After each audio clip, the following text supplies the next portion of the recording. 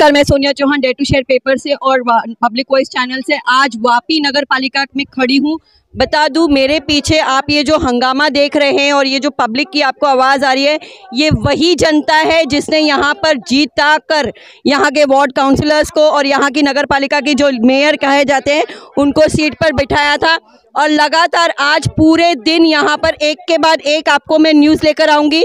ये हैं यहाँ के फिशर वुमेन्स जो यहाँ पर आए थे अपनी तकलीफ़ लेकर, जिनसे कहा जा रहा है रोज़ का 100 रुपया आपको दुकान लेने के आपको देना है वहाँ पर दुकान चालू करने के लिए। एक दूसरी उनका मुद्दा यहाँ पर यह था कि उनको झूठ बोलकर उनका ये मानना है कि हमें पहले धोखा से हमें बताया गया कि हम सभी को दुकान अलॉट कर रहे हैं, लेकिन अलॉट नहीं हुई है और हमसे सिग्नेचर ले लिया गया। और उसके बाद क्या हुआ है आइए जानते हैं उनकी ज़ुबानी। मेरे चैनल के साथ जुड़े रहिए और ऐसी ही जनता की खबरें लेकर मैं आपके सामने आऊँगी और आपको बताऊँगी कि कैसे इस कुर्सी पर बैठे लोग बेनकाब होते हैं और जानिए कि वो अपनी ड्यूटी किस तरह निभा रहे हैं जनता की तरफ। हम वही जनता है जो इन्हें वोट देती है और इन्हें जिताकर इस पोस्ट पर बिठाती है और उसी जनता को ये 4-4, 5-5 घंटे यहाँ पर भूखे प्यासे रख रही है खड़े अपनी तकलीफ़ों से जूझने के लिए। और ये वही मेयर्स हैं, ये वही काउंसिलर्स हैं जो आए दिन यहाँ पर वोट मांगने के टाइम पे बड़े प्यार से जनता के पास जाते हैं और वही जब मीडिया वाले उनसे संपर्क करने की कोशिश करते हैं कि हम जनता के हित में जानना चाहते हैं कि क्या फैसला लिया, तो मीडिया को भी दबान करके यहाँ से धक्के मारकर जाने के लिए कहा जाता है, रिक्वेस्ट किया जाता है कि आप यहाँ से जाइए।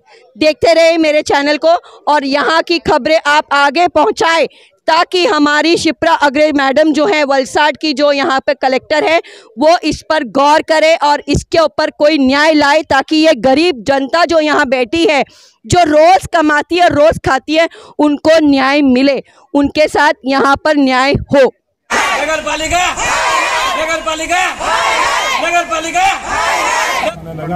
में अंदर आज भ्रष्टाचार थई रह्यो छे। ચોખ્ખીને ચાટ વાત કહું છું, ભારતીય જનતા પાર્ટીના લોકોને હાથની અંદર મોટી મોટી દુકાનો આપવાની વાતો થઈ રહી છે। કે હું કલેક્ટરથી માંડીને હું બધામાં અરજી કરીશ, બરાબર છે, મારે આમરણ ઉપવાસ કરવો પડશે તો હું કરીશ અને મારે આત્મદાહ કરવો પડશે તો પણ મેં મારા સમાજ માટે કરીશ। 40 વર્ષથી અમારી જૂની દુકાન હતી, મારી પાસે રસીદ બી છે, અમારી 2 દુકાન છે, તો 2 દુકાનો હતી કે મને 1 દુકાનનું કીધું ને પછી મારું નામ બી નહીં કાઢ્યું ને મારું નામ કાઢ્યું ત્યારે મને કહે તમે એક દુકાનમાં 2 જણા બેસો, અમે એક દુકાને 2 જણ નહીં બેસી શકે। કે જે આજકાલના આવેલા છે 2-3 વર્ષથી એ લોકોને મોટી મોટી દુકાન આખી દુકાન આપી દીધી છે। તો મેડમને મળ્યા તો અહીંયાના જે પ્રમુખ છે તેઓએ તમારા સાથે શું જવાબ આપ્યો તમને? અમારા મનમાં આવે તેવું અમે કરશું એમ કરીને કહે છે। આગળ તમે ક્યાં જશો? આની પછી ગુહાર તમે કઈ જગ્યાએ લગાવશો? બેસી રહો ભૂખા હડતાલ કરીને બેસી રહો, आत्मदाह करेंगे, हम लोग मरेंगे बराबर, पर हम लोग मच्छी मार्केट नहीं छोड़ेंगे। नमस्कार, मैं Tushar Chauhan day to share और पब्लिक वॉइस से इस वक्त की बड़ी खबर लेकर आया हूं। नगर पालिका बनी बवाल की पुड़िया। नगर पालिका पर मछली विक्रेताओं ने गंभीर आरोप लगाए। मछली विक्रेताओं ने कहा कि वापी नगर पालिका के कुछ काउंसिलरों ने अपने फायदे के लिए मछली मार्केट की कई दुकानें भाड़े पर दे दी है, जहां मछली की बजाय कोल्ड ड्रिंक, चाय पानी, नाश्ता बिक रहे हैं। दूसरी तरफ वापी मेयर कश्मीरा शाह नगर पालिका की तरफ से अपनी सफाई दी। 50 से 60 मछली विक्रेताओं ने भी बुधवार को दोपहर को नगर पालिका भवन को घेर लिया और भवन में घुस गए, अपना रोष मेयर और मीडिया के सामने रखा। कश्मीरा शाह, प्रेसिडेंट वापी नगर पालिका। वो फिशरमैन का कोई इंसिडेंट नहीं था, उनके लिए तो एक्चुअली में खुशखबरी थी। हम लोगों ने एक फिश मार्केट बनाया है, पूरा न्यूली कंस्ट्रक्टेड है, तो जो रोड पे बैठते हैं उनको हम लोगों ने अच्छे से स्टॉल देकर उनका समाधान किया है और वे लोग अच्छी जगह पर बैठ के अपना बिजनेस करेंगे। मैम, नीचे जब पत्रकार लोग से उन लोगों ने बात किया तब उन लोग ने इस चीज का पूरी तरीके से विरोध किया, उसके बारे में आप क्या कहना चाहेंगे?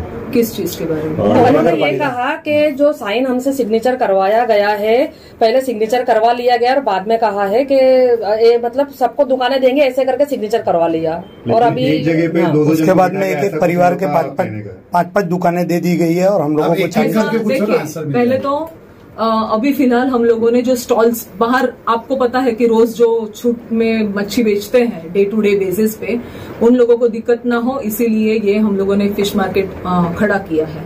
हमारे मंत्री श्री ने बहुत जद्दोजहद की है इसके लिए और मैडम भ्रष्टाचार कह रहे बोले कि क्या बोलते कि एक ही परिवार के 5 को दुकान दी गई है, ऐसा कुछ भी नहीं है। एक दुकान नहीं, हम लोगों ने ऑलरेडी उनसे बातचीत करने के बाद हमारे उप प्रमुख और कारोबारी चेयरमैन उनके साथ बैठे थे बाकायदा, और कम से कम उनके साथ 5 से 6 मीटिंग हुई है। उनके प्रतिनिधि आए हैं, उन्होंने जो नाम अपने आप दिए हैं वही हम लोगों ने यहाँ पे लिखे हुए हैं। मैम नीचे ये बताया जा रहा था कि गवर्नमेंट के जो भी ग्रांट है ये दुकानें जो रेडी हुई है, तो क्या उसका भुगतान या उसके पैसे ये लोग सब ले सकते हो क्या? ये इन लोग को एक बड़ा क्वेश्चन था, तो इसके बारे में बताइए ना।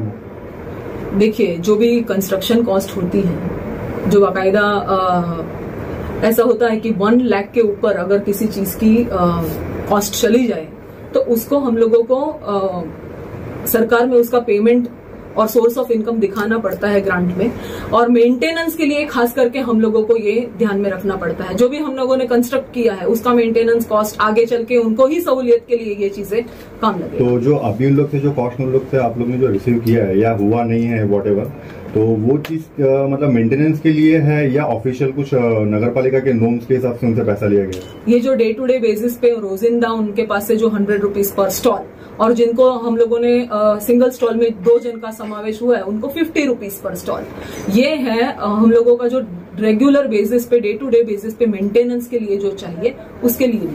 मैम लेकिन मोस्टली जो अपोज है नीचे वो एक स्टॉल पे 2 जन को बिठाने का ही मोस्टली हो रहा है, तो ये क्यों? और देखिए, एक तो मैं बात बता दूं कि है ना, कोई स्टॉल जो है वो बड़े हैं, उसी में 2 जन को बिठाया गया है, वो भी उनकी म्यूचुअल एग्रीमेंट के बाद ही वो नाम लिखे गए हैं।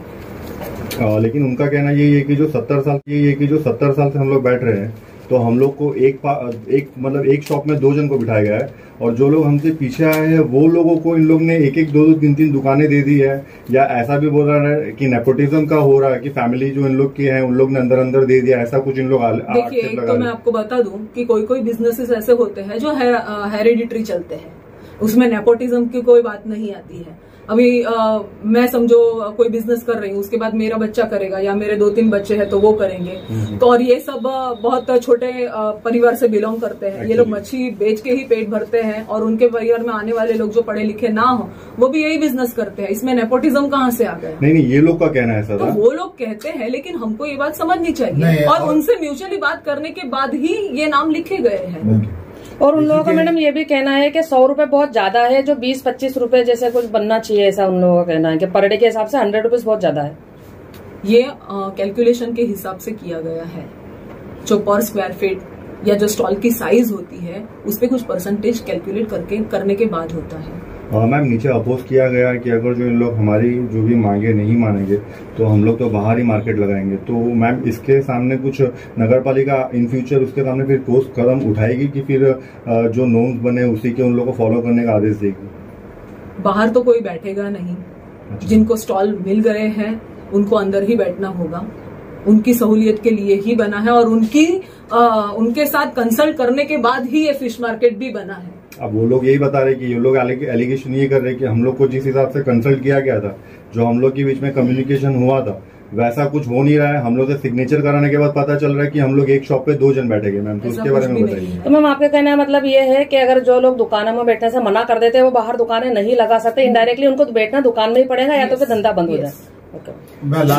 सफिशिएंट जगह है वहां पर, उनको लाइट, और हाँ सबसे बड़ी बात की लाइट बिल जो है वो नगर पालिका खुद भरेगा, उनको बेयर नहीं करना है मैडम। उनके लिए कोल्ड स्टोरेज की भी फैसिलिटी ऊपर बनाई गई है, सारी सहूलियत। हम चाहते हैं कि हमारा टाउन जो है थोड़ा सा आइडियल बने, तो उसके लिए और क्लीनिनेस रहे तो अच्छा लगेगा। इसी के लिए उनकी सहूलियत के लिए उनके कंसल्टेशन के साथ ही ये चीजें की गई है। नहीं, और जो है अभी मैं आप मैडम की और मैं बोलता हूँ, जो एलिगेशन लगा रहे हैं ना, हमारे पास लिस्ट है, कोई एक फैमिली से किसी को दिया नहीं है। मतलब आप बोलते हो एक फैमिली से 5 है, आप लिस्ट देख लो, कहीं पे भी है नहीं, और सभी की मंजूरी से हुआ है। जब भी मीटिंग हुई है हर एक टाइम इन लोगों को बुलाया गया है। होलसेल वाले कौन है, रिटेल वाले कौन है, उन लोगों ने ही आइडेंटिफाई किया है। इन लोगों के आइडेंटिफाई होने के बाद ही सब नाम लिखे गए हैं। શું નામ છે તમારું? મારું રંજનભાઈ છગનભાઈ કાર છે। આજે આપણે કઈ જગ્યા પર ઉભેલા છે? આજે અમે નગરપાલિકામાં ઉભેલા છે। શું બનાવ બન્યો છે આજે? 40 વર્ષથી અમારી જૂની દુકાન હતી, મારી પાસે રસીદ બી છે, અમારી 2 દુકાન છે, તો 2 દુકાનો હતી કે મને 1 દુકાનનું કીધું ને પછી મારું નામ બી નહીં નીકળ્યું ને મારું નામ કાઢ્યું ત્યારે મને કે તમે એક દુકાનમાં 2 જણા બેસો. અમે એક દુકાનમાં 2 જણ નહીં બેસી શકે. જે આજકાલના આવેલા છે 2-3 વર્ષથી એ લોકોને મોટી દુકાન આખી દુકાન આપી દીધી છે. આ અન્યાય અમારે થયો છે. આ અન્યાય નહીં થવો જોઈએ. અમે નહીં બેસીએ. કેટલા વર્ષથી તમારી દુકાન છે? 40 વર્ષની દુકાન છે જૂની અમારી. ને આશરે કેટલા લોકો તમારા બધા છે સાથે જે તમારા સાથે જૂના? બધા મારી સાથે બધા જૂના છે. બધા અમારા બધા જૂના કુંવારાથી બધા અમારી સાથે છે. બધાનો મુદ્દો સેમ જ છે તમારો? બધાનો મુદ્દો સેમ જ છે. તો આજે તમે નગરપાલિકામાં કોણને મળી આવ્યા? અમે નગરપાલિકામાં બધા ભાઈને મળ્યા, શૈલેષભાઈને, સર લોકોને મળ્યા, કરિશ્મા મેડમને મળ્યા. તો અહીંયાના જે પ્રમુખ છે તેઓએ તમારા સાથે શું જવાબ આપ્યો તમને? અમારા મનમાં આવે તેવું અમે કરશું એમ કરીને કહે છે. અમે 70 વર્ષથી અમે બજારમાં ચાવાનો ભરતો હતો. અમે પછી 8 આના કીધા, પછી 1 રૂપિયા કીધું. ત્યારથી અમારા પાસે પાવતી છે, રસીદ બધી છે બજારની. નગરપાલિકામાં તમારા સાથે કેવો બર્તાવ થયો છે આજે તે બાબતે તમે? એક દુકાનમાં 2 જણ કેવી રીતે આજકાલના જે આવ્યા છે તે લોકોને આખી દુકાન આપી દીધી. અહીંયા માણસ નથી આજે, એને માણસ ને એક દુકાન આપી છે. દુકાન તે લોકો કેવા માંગે લોકો આજે માણસ એટલે હા, પછી અમે જે જૂના માણસ તેને આખી દુકાન આપવા જોઈએ. દુકાનને ક્યાં આપી શકે? જૂના માણસ તેને દુકાન આપે. તમે કહેતા હતા કે તમારા સાથે તમને ધક્કો માર્યો, એવું કઈ બનાવ બન્યો છે અંદર? હા, ધક્કો માર્યો છે.